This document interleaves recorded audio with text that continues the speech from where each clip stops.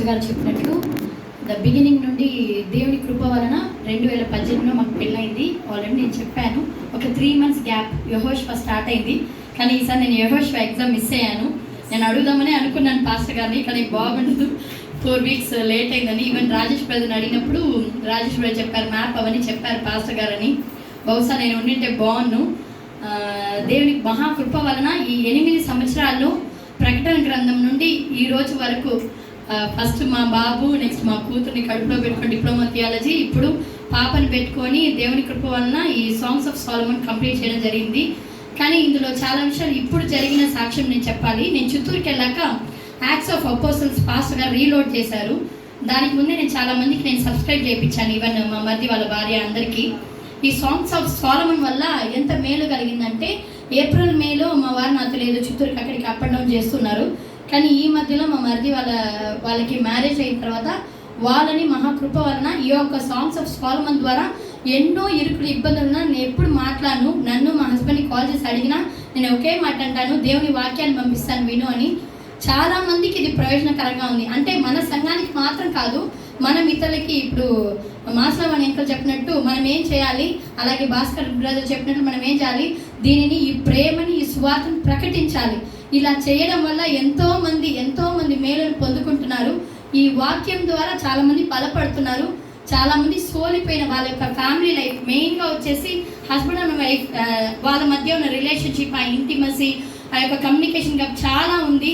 కానీ దీని ద్వారా చాలా మందిని దేవుడు లేవనెత్తుతున్నాడు. మీరు కూడా చూడొచ్చు. Because church of living war subscribers ఈ మధ్య 1 monthగా చాలా ఇంక్రీజ్ అయింది. నేను అందరికి లాగి ఫోన్కి సబ్స్క్రైబ్ చేయించాను మా పాస్టర్ గారిది. ఎందుకంటే దీనిలో మేలు పొందింది నేనే. 2018లో సెప్టెంబర్లో నేను వచ్చినప్పుడు ఇక్కడ చెప్పిన వాక్యం తిమోతి, అక్కడ చెప్పింది మోషే.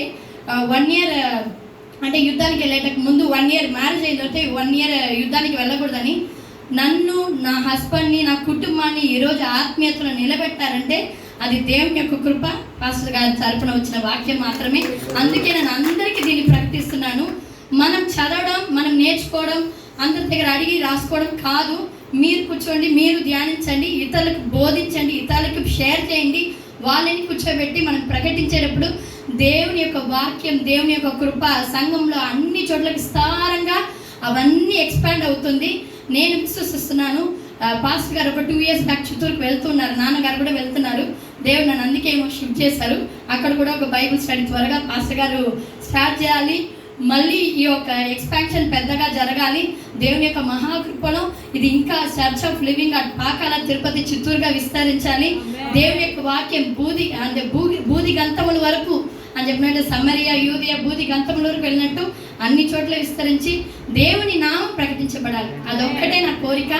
దేవుని యొక్క వాక్యాన్ని మనం విన్నాము, మనం నేర్చుకున్నాం. సాంగ్స్ ఆఫ్ సాలమన్ అంటే క్వశ్చన్స్ అడుగుతారని కాదు, మనం ఇతరులకి ఇంకా ప్రేమను పంచుదాం. దేవుని కృపలో అందరి ద్వారా, అంటే మనకు దేవుడు అన్కండిషనల్గా మనకు చూపించాడు. ఫస్ట్ సంఘంలో, కుటుంబంలో, మన యొక్క జీవితంలో, పర్సనల్ లైఫ్లో చూపిద్దాం.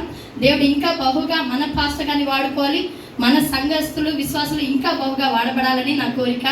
దేవుని యొక్క పరిశుద్ధ నామానికి వందనాలు. పాస్టర్ గారికి, పాస్టర్ అమ్మకి నాకు ఈ అవకాశం ఇచ్చిన వాళ్ళందరికీ నా వందనాలు. Thank you pastor.